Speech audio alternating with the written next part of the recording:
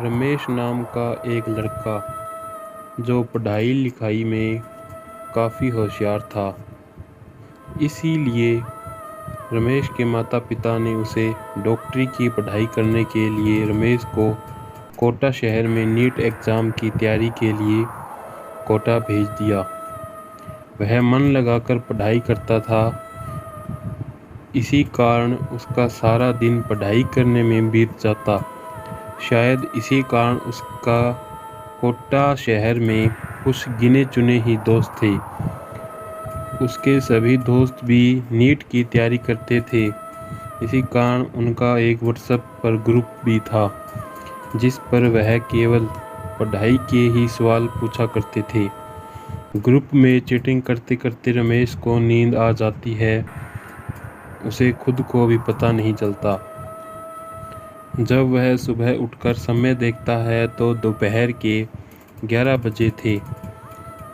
इसीलिए वह घर पर रहकर ही पढ़ाई करता है। पढ़ते पढ़ते उसने एक सवाल पूछने के लिए अपना फ़ोन देखा तो वह हैरान हो गया, क्योंकि फ़ोन के डिस्प्ले पर रमेश के सोते हुए की फ़ोटो थी।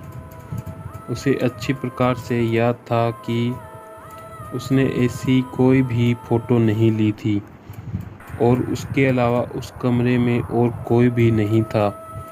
तब उसने इस बात को ज़्यादा विचार विमर्श न करते हुए उसने डिस्प्ले पर फ़ोटो चेंज कर दी और वह नहाने चला गया और पूरा समय पढ़ाई करने में निकाल दिया। और शाम को वह जल्दी सोने चला गया ताकि कोचिंग मिस न हो जाए। और उसने फ़ोन को साइलेंट किया और सो गया। तभी रात 3 बजे उसके फ़ोन में मैसेज आने की आवाज़ आती है। तभी उसने आधी रात को उठकर नींद में ही व्हाट्सएप देखता है, लेकिन कोई भी मैसेज नहीं था और फ़ोन भी साइलेंट था। तो कैसे फ़ोन से आवाज़ आई? उसे वह अपना वहम मानकर सो गया, लेकिन 2 मिनट के बाद मैसेज की आवाज़ आती है। परेशान होकर फ़ोन को स्विच ऑफ करके सोने जाता है। तभी उसके कानों में की आवाज़ आती है। वह वहाँ से भागना चाहता था, लेकिन वह हिल भी नहीं पा रहा था। उसे ठंड तो ज़ोर से लग रही थी, लेकिन उसका सारा शरीर पसीने से तरबतर था। जब सुबह होती है तब वह अपना सामान लेकर दोस्त के घर भाग जाता है। उस दिन दोनों दोस्तों ने देर रात तक पढ़ाई की।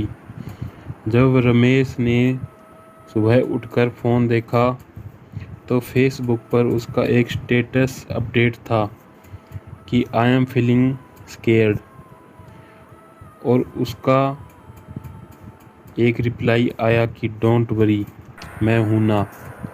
उस रिप्लाई करने वाले का न तो कोई फ़ोटो थी और न ही कोई अकाउंट।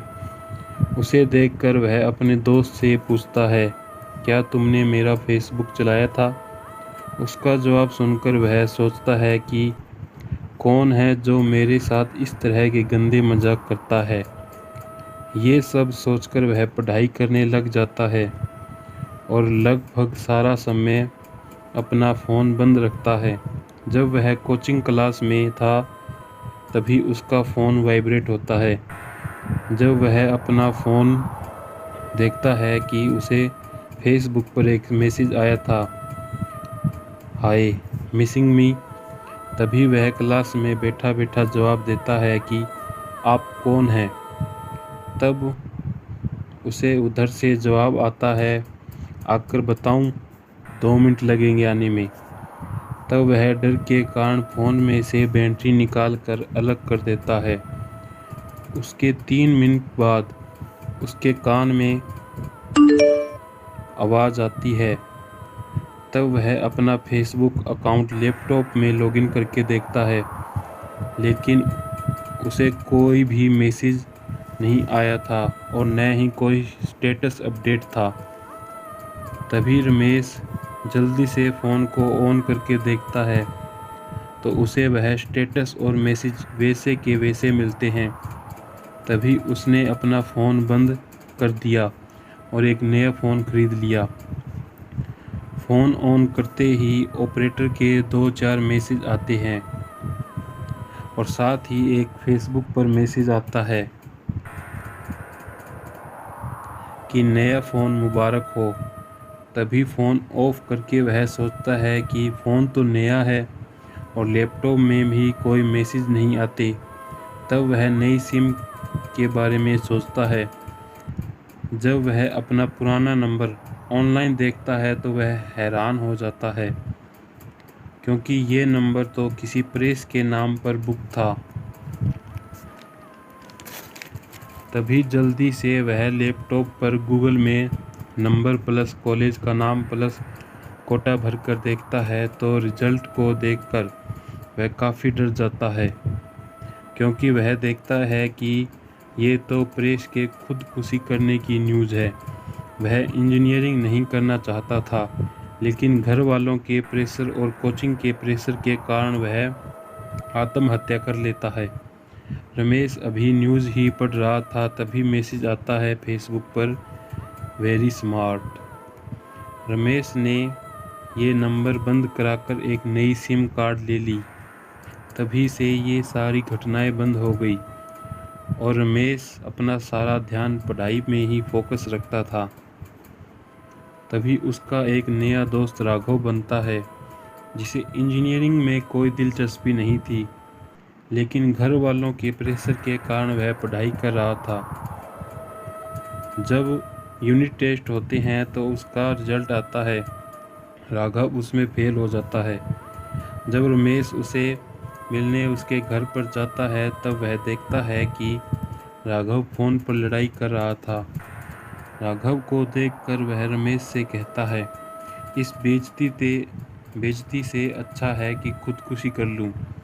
ये सब हरकतें रमेश को प्रेस की याद दिलाती है।